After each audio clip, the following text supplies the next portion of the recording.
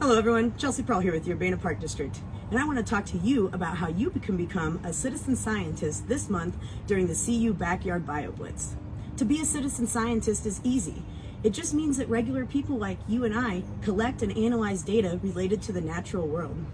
And what we would like to do with you for this project is to understand what's living in your backyard and the biodiversity you have in your own yards. So what is biodiversity and why is it so important?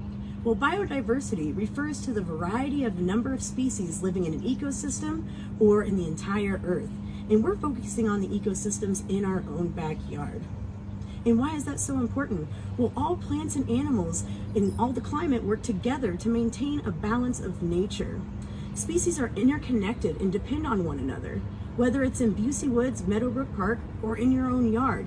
Some animals eat plants, some animals eat the animals that eat the plants, and all these plants need healthy soil to grow.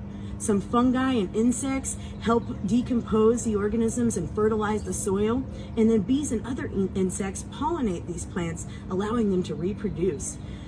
So biodiversity is so important, and the more species we have woven together to make these connections, the stronger it is.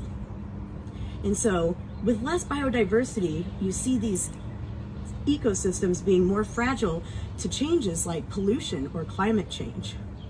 And so today we're going to go on an insect hunt to see how many insects that we can find in our backyard. Let's go. So when you're on an insect hunt, it's important to look all around you because insects live all around us. So you got to look up, down, and all around for them. But I do want to share a secret with you that's my favorite way to look for insects. And that's by rolling over logs or bricks or pavers that are in my yard. So I'm going to go by my garden here and look underneath some bricks and see what's living underneath there.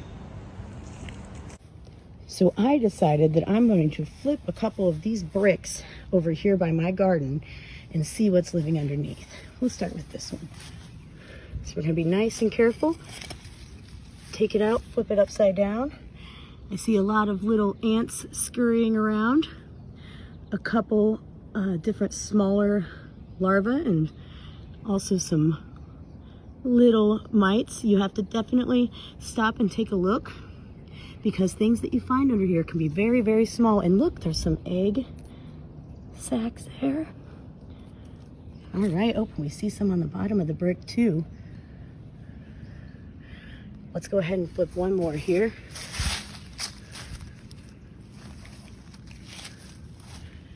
There we go. Again, a couple worms we see shooting into the ground. And if you can see this, there's a lot of small movement. Mites and ants. Let's just do one more for fun. Oh, there we go. We have a lot more ants over here. I see an earthworm friend in the corner. And there's some nice sized holes there. You can always wonder what's living in there. And then don't forget to check on the brick too. So as you can see, there's a lot of surprising little things that we can find underneath our soil. Woo!